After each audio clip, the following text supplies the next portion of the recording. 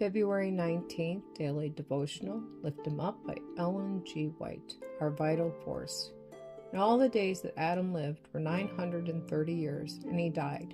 Genesis chapter 5, verse 5. The book of Genesis gives quite a definite account of social and individual life, and yet we have no record of an infant being born blind, deaf, crippled, deformed, or imbecile.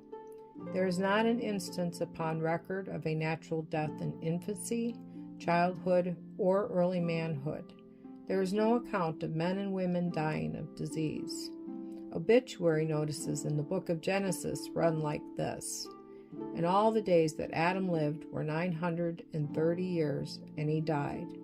And all the days of Seth were 912 years, and he died. Genesis chapter 5, verses 5 and 8. Concerning others, the record states, He lived to a good old age, and he died. It was so rare for a son to die before the father that such an occurrence was considered worthy of record. And Haran died before his father, Terah. Haran was a father of children before his death. Genesis chapter 11, verse 28. God endowed man with so great vital force that he has withstood the accumulation of disease brought upon the race in consequence of perverted habits, and has continued for 6,000 years. This fact of itself is enough to evidence to us the strength and electrical energy that God gave to man at his creation.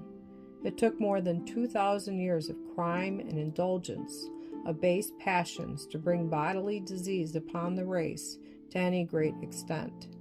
If Adam at his creation had not been endowed with 20 times as much vital force as men now have, the race, with their present habits of living in violation of natural law, would have become extinct.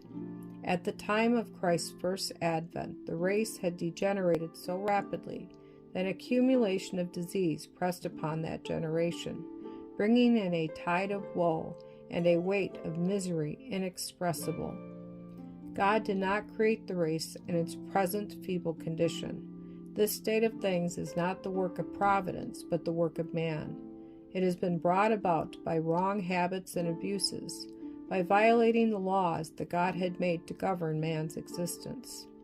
Through the temptation to indulge appetite, Adam and Eve first fell from their high, holy, and happy estate.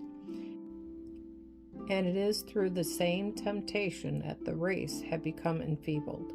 They have permitted appetite and passion to take the throne, and to bring into subjection reason and intellect. The strange absence of principle which characterizes this generation, and which is shown in their disregard of the laws of life and health, is astonishing. Ignorance prevails upon this subject, while light is shining all around them. But the majority, their principal anxiety is, What shall I eat? What shall I drink? And wherewithal shall I be clothed? How great is the contrast between this generation and those who lived during the first 2,000 years.